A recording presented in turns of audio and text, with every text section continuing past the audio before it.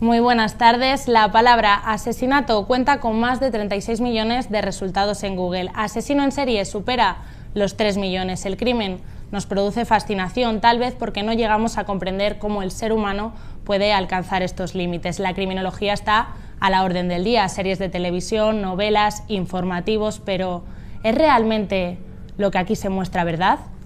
¿Por qué mata el ser humano? Para contestar todas estas preguntas, hoy contamos en el plató de La Razón Televisión con Paz Velasco de la Fuente, abogada y criminóloga y también autora del libro Criminalmente, la criminología como ciencia, un libro que, si les puedo dar mi opinión, te atrapa desde el principio. Muy buenas tardes, Paz, ¿qué tal? Buenísimas tardes, encantada de estar contigo. Igualmente, Paz.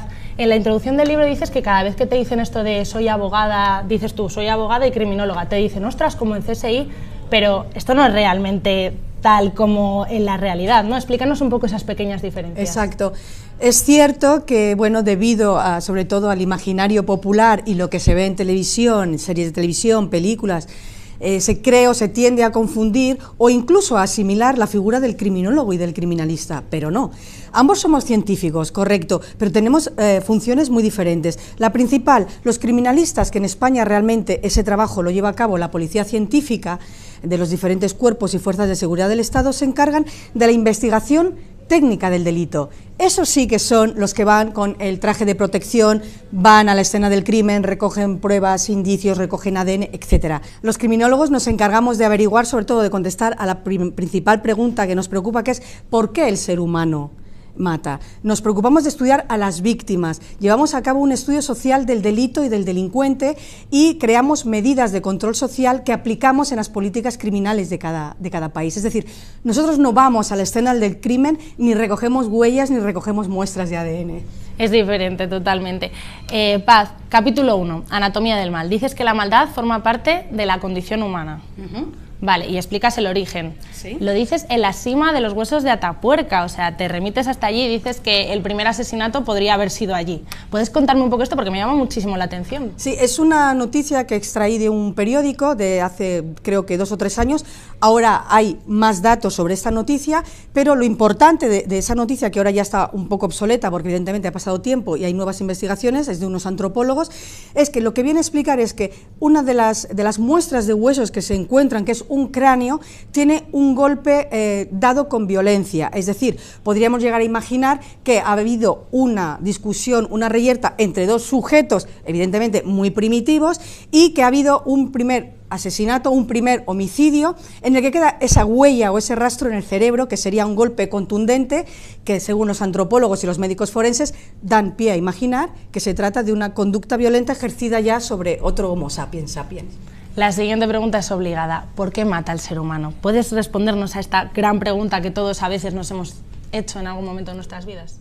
Responder a por qué mata al ser humano es como si me preguntaras cuántas estrellas hay en el cielo. Es decir, hay muchísimas razones por las que un ser humano, una persona, un hombre, una mujer o incluso lamentablemente un niño puede llegar a matar.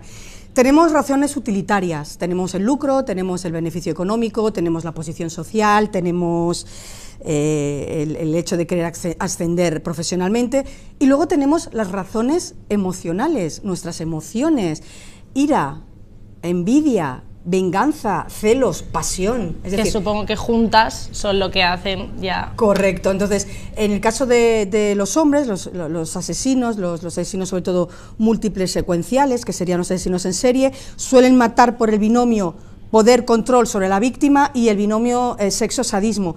Pero las mujeres matan normalmente por lucro, por razones utilitarias y obtener algo por su propio beneficio, o en segundo lugar, lamentablemente por las emociones. Somos más dadas o tendentes a matar más por emociones que los hombres. Luego vivir por allí para preguntarte también, pero capítulo 6, retrato del asesino en serie. Aquí explicas un poco cómo son y explicas un tipo de asesinato que es el asesinato hiperagravado. ¿Podrías explicarnos un poco qué es? Vale, sí, en este caso, tras la última reforma del Código Penal del año 2015, hay muchos juristas y mucha doctrina jurídica en nuestro país que ha calificado el artículo 142 como asesinato hiperagravado. Nosotros tenemos tipificados en nuestro Código Penal 2 delitos contra las personas y contra la vida independiente: homicidio y asesinato. En este caso vamos al asesinato, que es el homicidio agravado. El asesinato se comete cuando se quita la vida a una persona con una serie de características como son ensañamiento, alevosía, precio-recompensa, pero ojo, hay un nuevo artículo en nuestro Código Penal que, tal como dice el derecho penal, aplicando el derecho de proporcionalidad, debido a que esas conductas son extremadamente graves, se le aplica una pena extremadamente grave, ¿de acuerdo? Este artículo, por ejemplo, determina que es un asesinato hiperagravado cuando se mata a un menor de 16 años, cuando se comete una agresión sexual y después se asesina a ese individuo, o la primera vez que aparece en España, un caso muy paradigmático en nuestras leyes penales, cuando se mata a más de dos personas. Aquí podemos estar hablando de un asesino en serie o de un asesino en masa. El hecho es que un mismo individuo mate en un mismo acto criminal o en diferentes actos criminales a más de dos personas. En este caso tiene una pena superior que la del asesinato que aparece en el 139 del Código Penal. Esto lo explicas fenomenal en el libro también, pero aquí me surgió a mí una duda y es: cuando estos asesinos matan y son cogidos y a lo mejor van a la cárcel, luego vuelven a reincidir, es decir, ¿son estos asesinos realmente reinsertables en la sociedad? Claro, dentro de la palabra asesino hay una multiplicidad de homicidas, hay muchísimos tipos de asesinos. Tenemos al homicida simple, es decir, aquel sujeto que comete un solo asesinato en su vida y por unas motivaciones muy concretas o por razones muy concretas. Yo a lo que el Código Penal a lo que se está refiriendo es a este tipo de homicidas y asesinatos que son especialmente crueles y destinados a víctimas especialmente vulnerables u otras características. Es decir, hay un tipo de asesino, hay un tipo de homicida que es el sujeto que tiene un trastorno de personalidad antisocial, lo que antes se denominaba psicópata o psicopatía, es decir, para que nos entendamos, el psicópata, que no es recuperable. Es decir, estamos ante un sujeto que tiene una carencia impresionante de emociones, no tiene empatía, y la empatía y las emociones no se pueden enseñar, con lo cual, cuando se comete un asesinato por parte de un sujeto de esa categoría, por muchas, aunque esté en prisión, por mucho tiempo que pase y por muchos programas que se le apliquen, es irrecuperable. No se puede enseñar a un psicópata a sentir, igual que, lo he dicho en otras ocasiones, no se puede enseñar a un ciego a ver. Con lo cual, dependiendo del tipo de agresión del que haya cometido y del tipo de delito, por ejemplo, un agresor sexual, a veces es muy difícil que se recupere. Tenemos casos en nuestra historia de España criminal donde ha salido y han vuelto a reincidir estos agresores sexuales. Y aquí me surge otra pregunta también obligada. ¿Qué te parece, como criminóloga y al final como abogada, que en el actual en el actual Congreso de los Diputados se quiera derogar la prisión permanente revisable, que es la máxima pena que hay ahora mismo en nuestro país? Es la máxima pena que hay en nuestro país. Vuelvo a repetir, principio de proporcionalidad del derecho penal. A un delito muy grave o excesivamente grave le corresponde una pena grave o excesivamente grave. En este momento en España solamente hay una persona cumpliendo la pena de prisión permanente revisable, David Ubiel, que asesinó a sus dos hijos. En mi opinión, considero que para determinadas tipologías de delitos, para determinadas categorías de delincuentes, sobre todo aquellas personas que sufren un trastorno antisocial de la personalidad con rasgos psicopáticos muy marcados, creo que es necesaria esta pena. Paz, ahora voy a dar un salto en el libro. Yo estaría aquí todo el día hablando contigo porque tengo 1000 preguntas que hacerte, pero el tiempo es el tiempo. Capítulo 22, nosotras también matamos. Aquí explicas un poco las diferencias, lo que nos has hablado antes, entre los asesinos hombres, asesinos mujeres. Entonces, yo quería hacerte una pregunta y es que nos expliques esas diferencias, pero dentro de dos asesinos muy actuales. En este caso, Ana Julia, asesina de Gabriel hace poco, crimen tremendo, y el Chicle, asesino de Diana Quer, para que te ubiques y nos expliques un poco.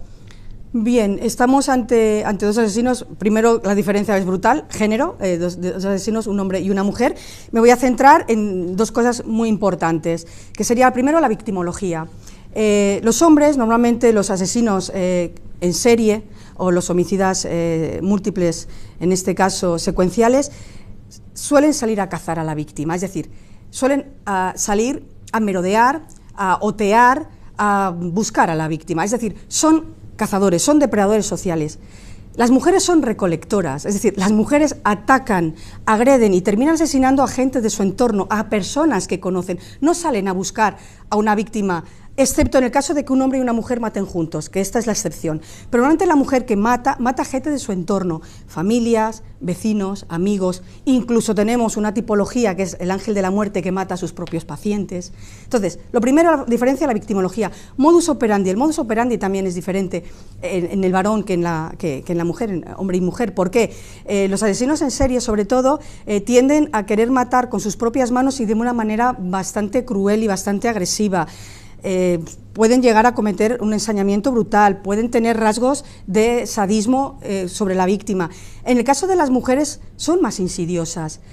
Planificación, no les gusta tanto la sangre, es decir, no suelen utilizar armas. Más organizadas. Correcto. No, ellos también pueden ser más planificados. Lo que ocurre es que ellas tienen mucha más paciencia y cuando quieren matar, aparte de planificarlo, si encuentran un método en el que puedan ir matando poco a poco, lo hacen. En el caso que me has comentado, evidentemente fue más rápido, fue una muerte más rápida, pero se cumple una de las principales premisas y es la victimología, alguien de su entorno. El cómo mató esta persona a esa pobre víctima, evidentemente es muy, muy cruel y de una frialdad emocional impresionante. Otra característica, por ejemplo, que podemos diferenciar entre hombres y mujeres, aparte del modus operandi y la victimología que he comentado, es el hecho de cómo viven ese asesinato. Tenemos, en el caso de las mujeres, les gusta más pasar desapercibidas, es decir, por eso utilizan en muchos casos el veneno. Tardan muchos años en matar y a veces puede incluso llegar a pasar como una muerte natural. No necesitan publicidad, incluso quieren pasar desapercibidas. Sin embargo, en muchos asesinos masculinos quieren ser reconocidos. Tenemos, por ejemplo, el asesino de La Baraja, que una de sus principales prioridades era querer ser reconocido por esos crímenes. Muchas gracias, Paz. Ha sido un placer hoy tenerte aquí, de verdad. Y nada, es tu plato cuando quieras volver. Encantadísima. Gracias por la entrevista, me ha gustado mucho porque, bueno, como veis es mi pasión y me ha parecido muy interesante las preguntas que me habéis hecho. Muchísimas gracias. A ti y a ustedes. Criminalmente, la criminología como ciencia, un libro obligatorio de lectura, interesante de principio a fin, hay que leerlo. Les esperamos aquí con mucho más, como siempre, en La Razón Televisión.